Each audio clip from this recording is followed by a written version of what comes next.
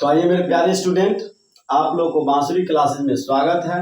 मैं उदय कुमार आज फिर से आप लोगों को पाइथागोरस प्रमेय पढ़ाने वाले हैं, जो कि क्लास 10वीं के लिए सबसे महत्वपूर्ण क्वेश्चन है ये।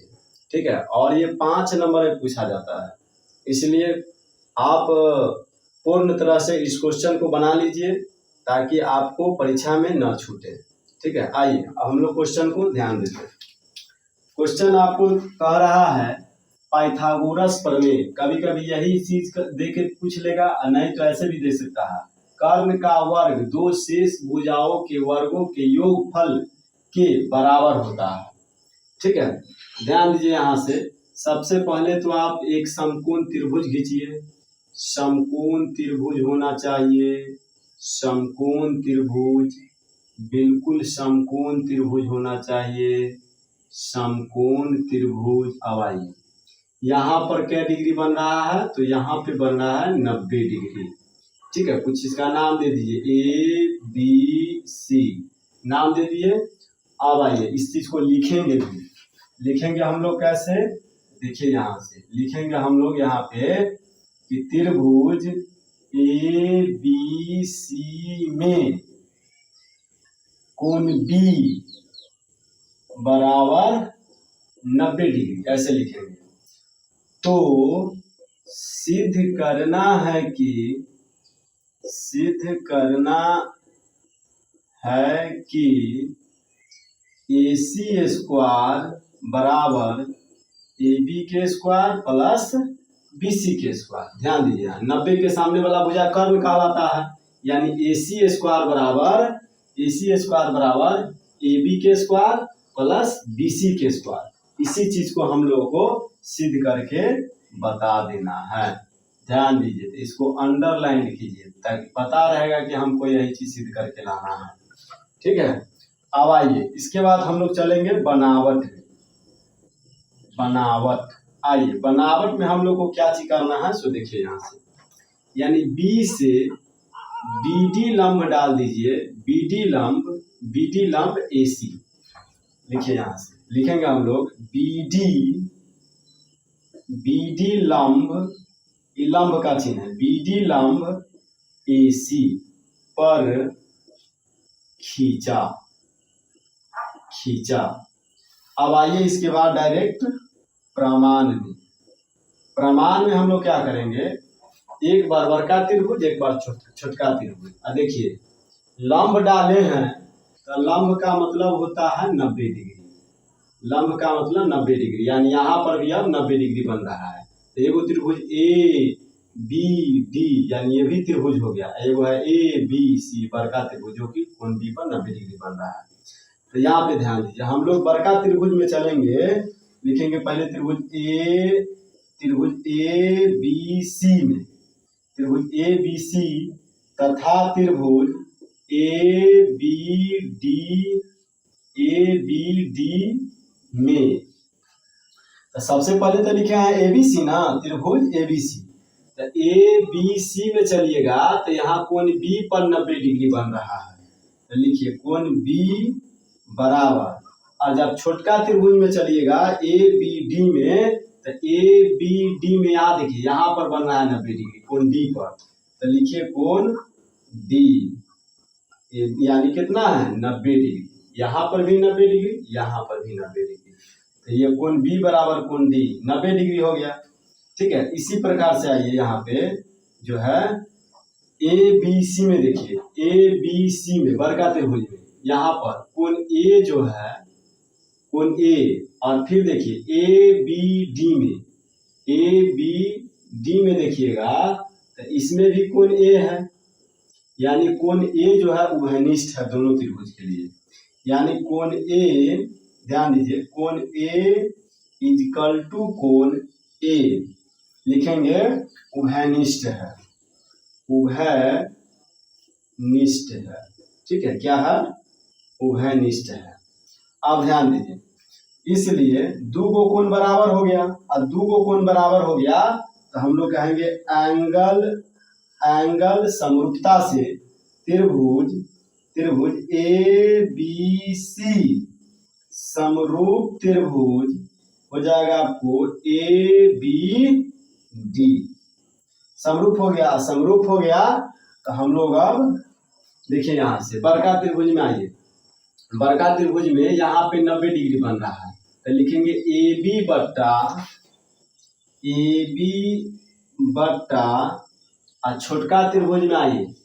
बरका त्रिभुज के लिए बरका त्रिभुज के लिए ये लंब हो गया, तो छोटका त्रिभुज में ABD में चलेंगे तो ये जो है आपको ये AD को मैंने लंब ले लिया, यानी AD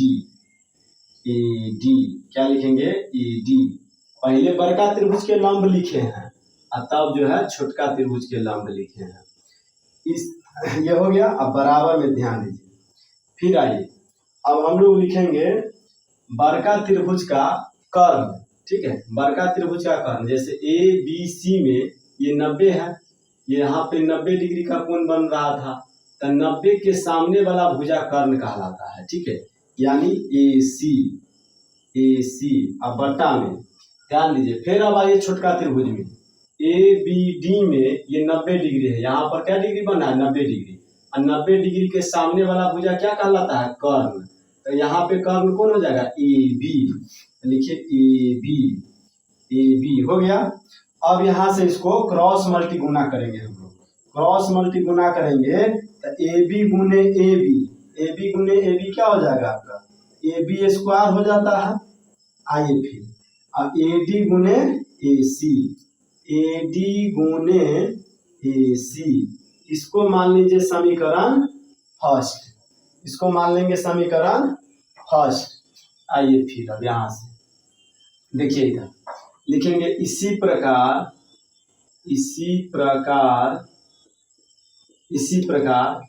अब देखिए अब इधर चलिए लिखेंगे त्रिभुज ABC, यहाँ से आइए त्रिभुज ABC तथा त्रिभुज BDC में यानी इधर वाला में। ठीक है, अब आइए तो लिखेंगे हम लोग कोण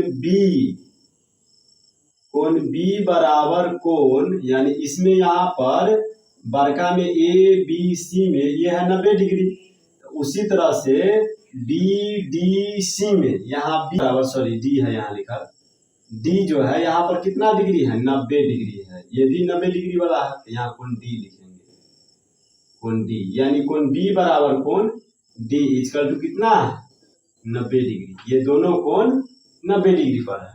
और ध्यान दीजिए ABC में भी C है और BDC में भी C है, तो लिखेंगे कोण C।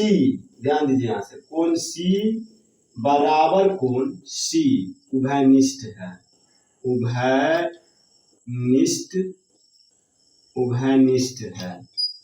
ठीक है, इसी प्रकार से अब आइए जब दो कोण बराबर है तो हम लोग आराम से कह सकते हैं कि एंगल समरूपता से हो जाएगा आपको जो है त्रिभुज ABC समरूप त्रिभुज BDC।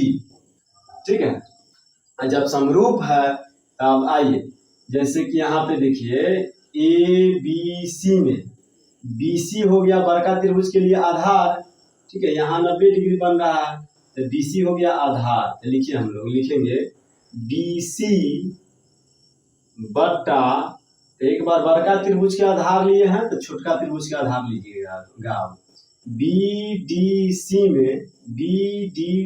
में वो आप कौन हो जाएगा आधार DC, देखिए यहाँ से DC हो गया आधार बराबर।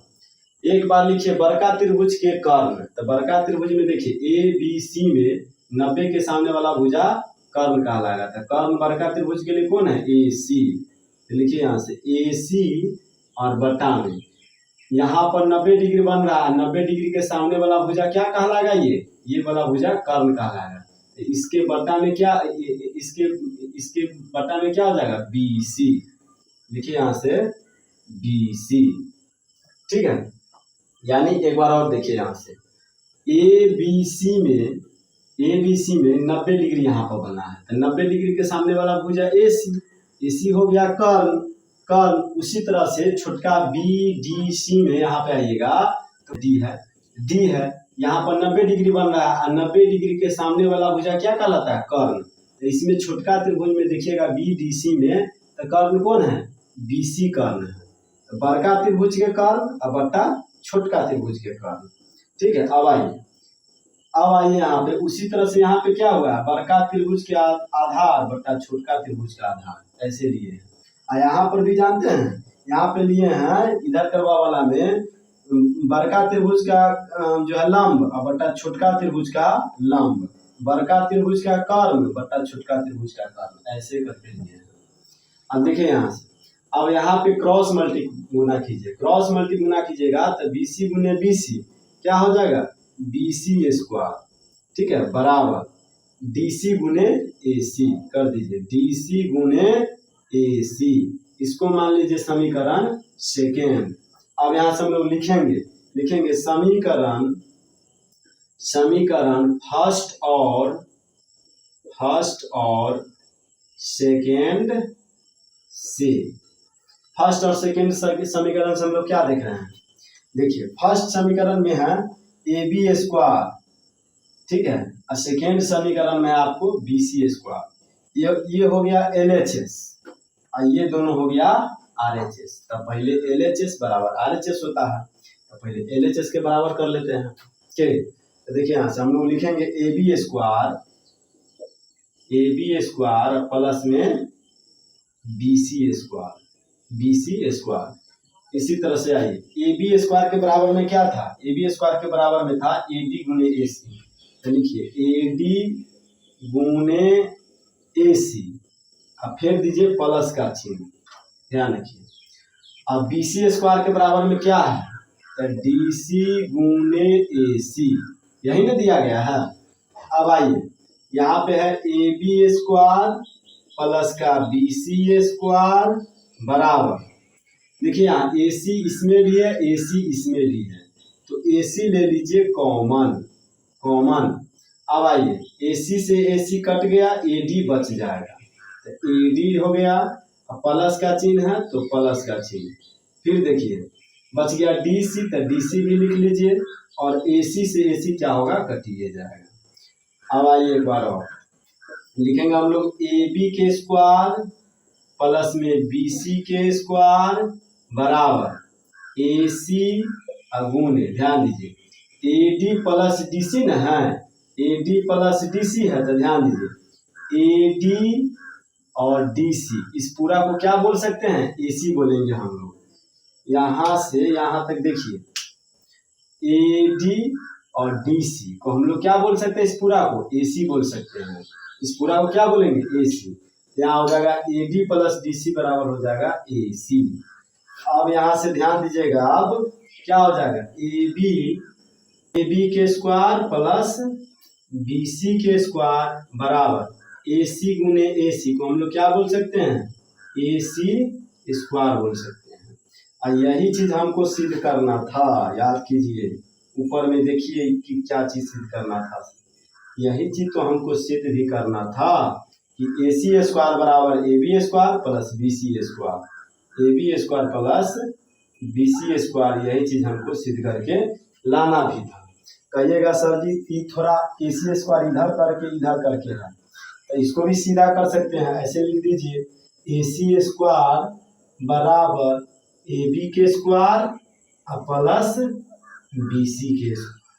ठीक है, तो या नीचे लिखिएगा हैंस प्रूव्ड,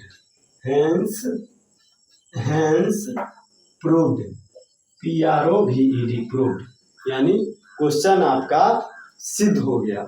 ठीक है, तो वीडियो अच्छा लगता है तो आप अपने ग्रुप में शेयर जरूर कीजिए, कमेंट कीजिए और लाइक कीजिए।